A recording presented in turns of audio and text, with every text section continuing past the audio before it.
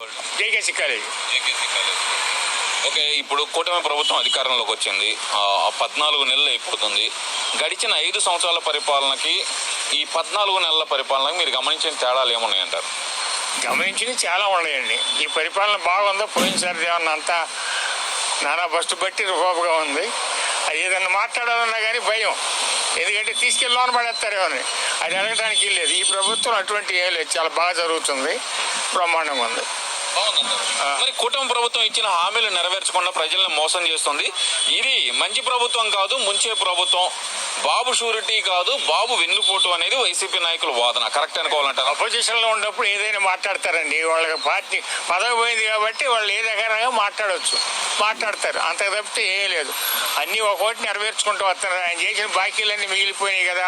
ఆయన current bill వేయించాడు జనం ఎత్తిన, విపరీతంగా పెరిగిపోయినాయి. ఇప్పుడు 21, 22, 23, 22 బిల్లు మాకే వస్తుంది, 300 డిఫరెన్స్. అలా అవన్నీ ఏంటంటే వాళ్ళు ఏదో